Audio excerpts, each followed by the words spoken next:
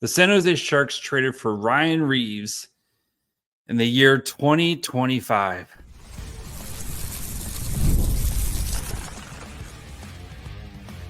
You're Locked On Sharks, your daily podcast on the San Jose Sharks, part of the Locked On Podcast Network, your team every day. Hello, welcome to Locked On Sharks, the premier hockey podcast covering your favorite team in the Bay Area. My name is JD Young, caretaker at the Reef, also the co-host of Locked On NHL. I want to thank you for making Locked On Sharks your first or maybe second listen of the day. Probably part of the Locked On Network where we cover your team every day. And apparently we're trading for Ryan Reaves as we're doing a emergency kind of 15-minute episode here after the San Jose Sharks acquire Ryan Reaves. Yes, that's Ryan Reaves for Henry Thrun. So we're going to learn about Ryan Reaves, what he brings to the San Jose Sharks, and more importantly, why. Because I have a lot of questions in the why category, and I'm going to try to answer as many of the questions in the why category because let's be honest, I think this is a dumb trade. So before we get to all that, I do want to let you guys know that today's episode is brought to you by Game Time. Download the Game Time app, create an account, and use code LOCKEDONNHL for $20 off your first purchase. So the Sharks sent Henry Thrun to the Toronto Maple Leafs for Ryan Reaves. Ryan Reaves has 1 year on his cap at $1.35 million. Henry Thrun, of course, 1 year on his deal with $1 million. So from the Toronto perspective, it gives you a little bit of flexibility as you have a team that is, very close to the cap as per usual, and as you would expect with a team like Toronto, who is, perpetually trying to be good. And if you were to waive and try to get Henry Thrun into the minors, you can bury his full $1 million contract. With Ryan Reaves, you would have basically the rule is anything over 1.15 million. You have to eat the rest of that contract on your NHL cap. So if the Toronto Maple Leafs waived Ryan Reaves and tried to get him down to the AHL, which they did last year, you would still have a $200,000 cap hit, right? 1.35 minus 1.15, $200,000. Not good at math. I got that one. So that's the thinking for it is let's be realistic. Let's 100 be realistic. You have a guy in Henry Thrun who the Sharks, right? You had no more room for defensemen, and especially with the hope that Sam Dickinson is a full-time NHL player, right? So, or you went out, you got 3 new defensemen this offseason. You still have Timothy Liljegren, you still have Mario Ferraro. You have Shakir Mukhamadullin, who deserves to be a full-time NHL player. You have Luca Cagnoni, who's going to be, cracking the NHL lineup at some point. And you have Sam Dickinson, who was the 11th overall pick in last year's draft, ready to at least make an attempt to be an NHL player. So we knew Thrun was kind of the odd man out here. And Henry Thrun is, at this point, a guy who's going to probably be a tweener type of player. I had very high hopes for Henry Thrun. I thought he was going to really solidify himself as a long-time potential kind of, either second pairing or bottom pairing type of player. And it just never really kind of worked out with him. So he's a guy who's a fringe NHL roster player. You just traded for a guy in Ryan Reaves who should not be on an NHL roster. So let's dig into Ryan Reaves here a second. So Ryan Reaves, a former 5th-round pick way back in 2005, doesn't have to wear the face shield because he's been in the NHL that long. 1, dumb, wear the face shield. 2, 6'2", 225 pounds, 1 year left on his contract. Like I said, he played 35 games with the Toronto Maple Leafs last year, where he had 0 goals, 10 assists, and 14 shots on goal. He played 7:48 a night, where he had 43.7% Corsi for. So when he was on the ice, the Toronto Maple Leafs took 43% of the shot attempts. When he was also on the ice, The Toronto Maple Leafs scored 33.33% of the goals. His evolving hockey card, again, didn't play a lot, so there's not much, but he's below fourth line minutes here, and his offense is gone. Like there's no offense to speak of for him. Over the past 3 years, he's a 13% projected WAR player with a spike last year around 25%. This year, just hovering over 0% in the 24-25 season. Even strength defense is okay at half 50%, but he's played the easiest competition with the worst type of teammates. Does not produce anything offensively. And is a struggling checking line forward because he, again, gets no offensive zone time, which you wouldn't want to give Ryan Reaves offensive zone time, and faces low quality of competition. So Ryan Reaves is a player who's out there. He is a throwback enforcer in the year of 2025. And yes, I'm not like any longtime Locked On Sharks fan. Well, no, I'm not a big fighting type of guy. And yes, I know, right? That's part of the game. The unwritten rules, right? You hit our guy, we're gonna hit your guy. You try to take out. I get it. I don't agree with it. I get it. Hockey, I think at its best, it is when it is speed and skill and physical. I don't mind guys being physical and throwing big checks, but do it in the name of something, right? You are trying to win a battle. You are trying to separate a man from a puck. You are it is within part of the structure of the game, right? And again, maybe it's me and my millennial view of sports of, I want to see skilled players do skilled things and do cool stuff, right? Defense is for nerds, go score points. Ryan Reaves is the complete opposite of that. He is a dinosaur out there in a game that is continually evolving and getting faster and getting more skilled. And he brings none of that. He brings a menacing presence as he sits on the bench for 53 minutes of the game and plays for less than 8. So why did the Sharks make this trade? We'll get to that here in just 1 second. Maybe you want to go catch a Giants game this weekend, right? You have the Giants, Dodgers, or whatever team you want to go because it's the summertime and you should be out watching sports. You realize I want to go to a game today. That's where Game Time comes in. They're the easiest way to grab last-minute tickets without the stress. When the money you save on tickets, you can splurge on food, drinks, merch, or even invite a bigger group to come with you. Game Time makes it possible.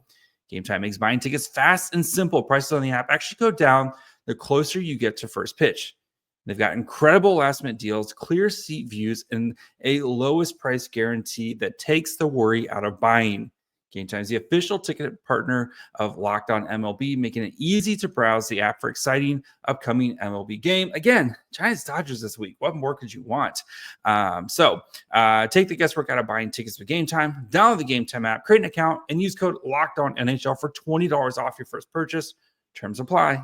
Again, create an account and redeem code LOCKEDONNHL, LOCKEDONNHL for $20 off. Download the Game Time app. Last minute tickets, lowest price guaranteed. All right, before we try to figure out why the Sharks did this, do of course want to thank you for making the Locked On Sharks your first listen. Even though it is knee deep into summer, we still got you covered with great content coming as we're going to start to kind of gear up for the new season. Of course, we're going to get to deep dives on the top prospects from the 2020 draft. Got some fun interviews we're working on getting lined up.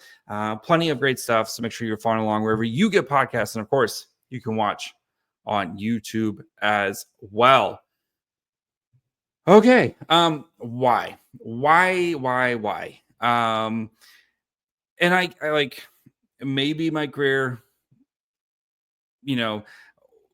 you the first thing you hear, right? Great in the locker room, presence for the young kids, et cetera, et cetera. Cool, man. You're not telling me what the dude does on the ice, right? Because the numbers tell me he does very little on the ice. And if you're saying he's a guy who sticks up for his teammates, okay. He got into one fight last year. One fight. He had 28 penalty minutes, one fighting major.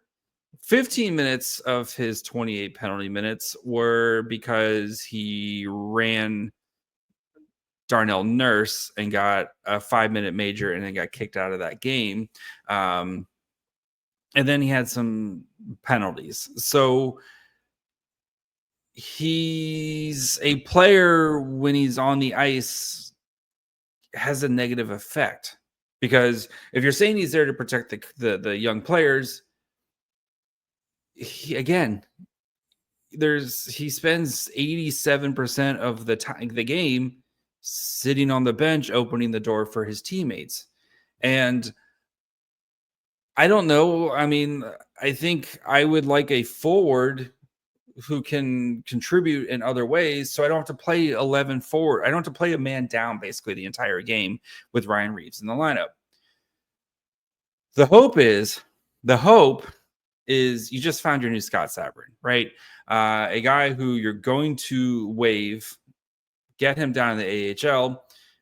And the AHL, which is a much more kind of rough and tumble league, right? There's more fights in the AHL. There's more kind of, I don't want to say goonery, but it's a little bit rougher, tougher league, right? I mean, William Eklund got into a fight in the AHL and maybe just having, like, if he's your new Scott Sabrin and he's down there and he's playing games down there and he's on your fourth line in this there and he fights a dude every once in a while and then maybe he plays a couple NHL games. Okay, like, fine. And you basically traded Henry Thrun for a borderline NHL AHL player for a fourth line AHL player. Not great in the scheme of things. Worst case scenario is he's playing every freaking night, and then you are again handicapping yourself because he provides he provides a negative impact on the ice. And again, if you're saying he's out there to protect the kids, he's not on the ice. He spends 87% of the game sitting on the bench. If him and Macklin Celebrini, the only time those two guys are on the ice together is if Macklin Celebrini is coming on after Ryan Reaves has just left them in the defensive zone, and Celebrini has to come out on the ice to try to get the Sharks offense going again.